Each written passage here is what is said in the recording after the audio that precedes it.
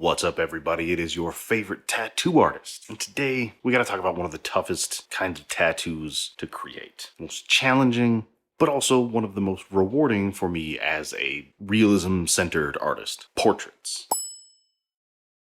Portraits are a specialty that require a lot of different skills. Most of the time, it's not just about copying a photo onto skin. It's about really capturing the essence of someone and kind of bringing that to life on skin, dealing with all the technical issues that you have to deal with to just make a good tattoo. And the first thing really, if you're looking to get a portrait tattoo, is to find the right reference photo. And the thing with that is, your favorite reference photo probably won't be the best one to work for a tattoo. What I normally suggest to my clients that want portraits, especially of family members, is to find about 5 to 10 photos. And I know that sounds like a lot, but 5 to 10 photos that you really like, your favorite ones, but to have a good selection so that we can both kind of go back and forth together to see which ones they like the most and which ones will work best as a tattoo, and hopefully land on one that will do both. It needs to be high resolution, good lighting, and ideally a strong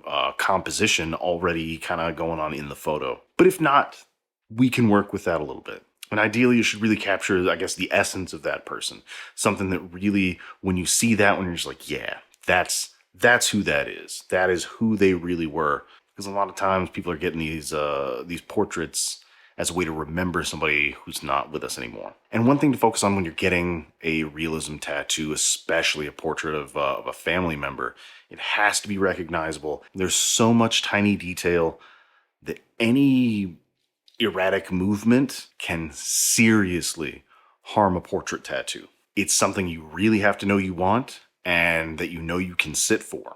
And to get everything just right as far as the shading goes and kind of give it that 3D look, there's going to be a lot of layering. So it might get a little bit raw after a while. And personally, I do use lidocaine sprays a lot of times during the tattoo to kind of keep down redness, keep down irritation, and keep the pain level as low as possible. But being able to sit still is super important. I mean, think about it. If you're getting a portrait tattoo of your grandma and you just jerk out of the way real quick, might have a weird little slanty eye and it's not going to look so much like your grandma anymore. And I feel like that's one of the hesitations that a lot of people have when they go in to get realism tattoos, when they want to try to get, anything realistic, portraits of celebrities or images from their favorite TV shows or movies, like screenshots or stills or whatever, or especially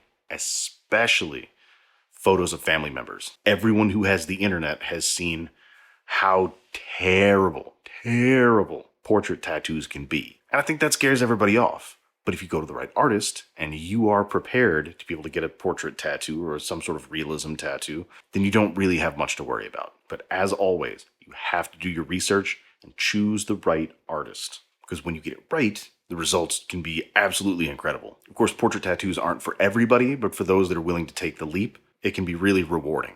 At the end of the day, it's really our job to capture the essence of that person and kind of bring them to life in your skin. It's about creating a lasting tribute to somebody who's made an impact on your life or somebody who's inspired you, somebody that you just admire. And when you choose the right artist and get it right, it'll be awesome for a lifetime. And again, if you're thinking about getting a portrait tattoo, find a reputable artist. Make sure you do your homework. Make sure that they have experience with portraits. Nobody wants to be one of those terrible tattoo cringe photos floating around the internet. But with the right preparation, you won't have to be. If you like the video, be sure to give me a reaction to it, thumbs up or whatever, and leave me a comment down below. What do you all think about realism tattoos, like portraits specifically? What are the best or the worst that you've seen? Until next time, y'all, stay rad.